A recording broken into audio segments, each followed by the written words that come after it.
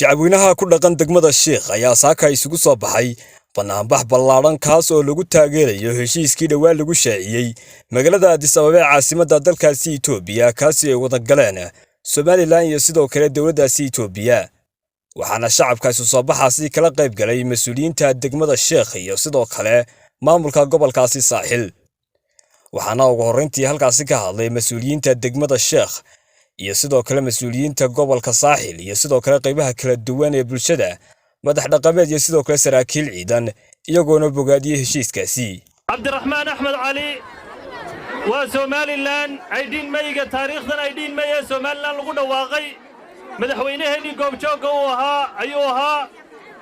madaxweyne Maxamed Xaaji Ibraahim Cigaal hanaanka dawladnimo ee aynu maanta ku naaloonayno isagaa seeska u taago dhidibada u adkeeyay isagana waxaynu ilaahay uga baryaynaa inuu qabriga u nuuru dambigiisa dhaafo madaxweyne daahir riyaale kaahin hanaanka dimuqraadiyadeed ee lagu doortay xildhibaanada maanta garabkayga taagan ee uu maayarku ka mid yahay isagaa seeska u taagay isagana taariikhdaas uu leeyahay madaxweyne axmed maxamed maxamuud siinaanyana taariikh buu leeyahay oo waa taariikhdii horumarka hadday tahay arrimaha bulshada waddooyinka iskuullada dhaqaalaha lacag beddelkii oo giimaartii inaga dhammaystiray dallacsiintii iyo darajooyinka ciidamada waxaasoo dhanna waxa iskale taariikhda waxa isaguna ku suntan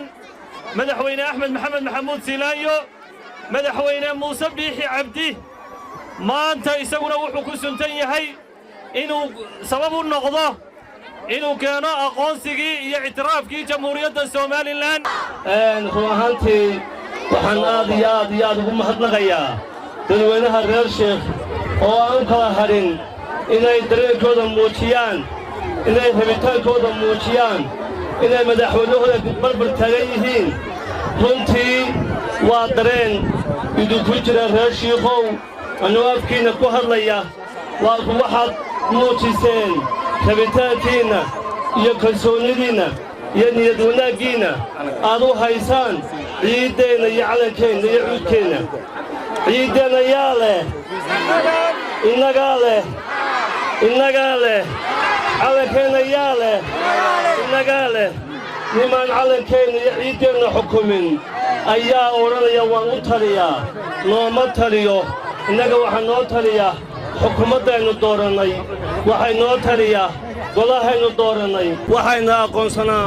36 dawladood oo caalamka ah innagoo 36 dawladna aqoonsan yihiin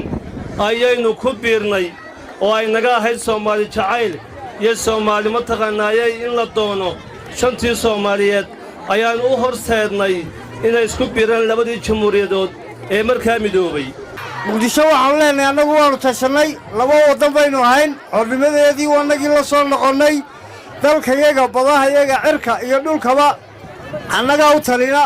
idinku tiinna ka tashada arrintaa muuse biixi galay madaxweynaheennu ma ku taageersannahay ma taageersannahay geerisitaanka Somaliland ma taageersannahay ictiraafku macnihiisu waxa weeyaan